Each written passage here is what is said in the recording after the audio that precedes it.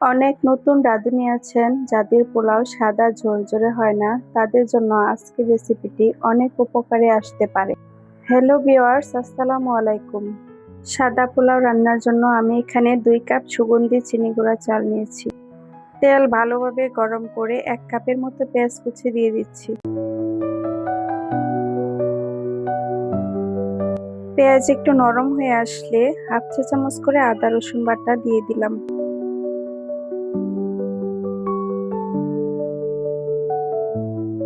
এরপর একটা তেজপাতা, 4-5 টুকরো দারুচিনি, 3-4টা এলাচ অ্যাড করছি। পেঁয়াজ হালকা বাদামি কালার হয়ে আসলে আগে থেকে ধুয়ে রাখা চাল দিয়ে দিব।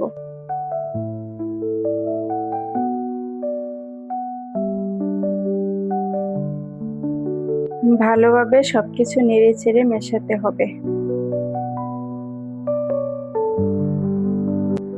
4-5 মিনিট ধরে চালটা ভেজে নিতে হবে। ভালোভাবে ভাজা হয়ে গেলে গরম পানি দিয়ে দেব। আমি এখানে 2 কাপ চালের জন্য 4 কাপের একটু কম পানি দিচ্ছি, অর্থাৎ চালের দ্বিগুণের একটু কম পানি দিতে হবে। পানি ফুটতে থাকলে অল্প আদা কুচি আর 5-6টা কাঁচামরিচ আগা কেটে দিচ্ছি, এতে ফ্লেভারটা খুব ভালো আসবে। আর কিছু কিশমিশ দিয়ে দিচ্ছি। চাইলে এ পর্যায়ে বাদাম, দুধ, গাজর কুচি দেওয়া যেতে পারে। আমি দিচ্ছি না, যেহেতু সিম্পল ঝরঝরে পোলাও রান্না করব। সবকিছু নেড়ে মিশিয়ে ঢেকে রান্না করতে হবে 7-8 মিনিটের মতো, এবং চুলার আঁচ একদম কম থাকবে।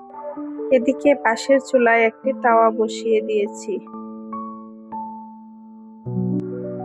দমে বসানোর আগে আরো একটু নেড়ে মিশিয়ে দিব, যেন তলায় না লেগে যায়।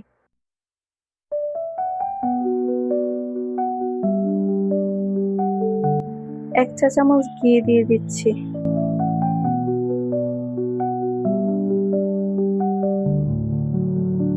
আর কিছু পেঁয়াজ বেরেস্তা উপর থেকে ছড়িয়ে দিচ্ছি।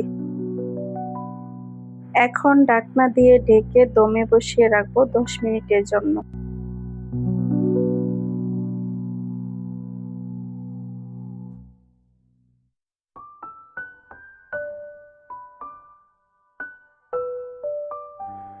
তো হয়ে গেল সাদা ঝরঝরে সিম্পল পোলাও রান্না।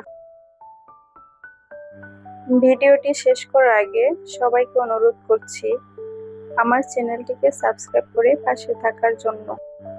আর ভালো লাগলে লাইক, কমেন্ট, শেয়ার করে দেবেন প্লিজ।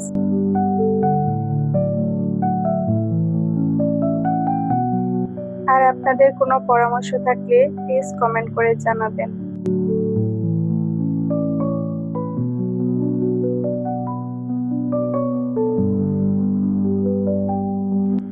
ভালো থাকবেন সবাই। আল্লাহ হাফেজ।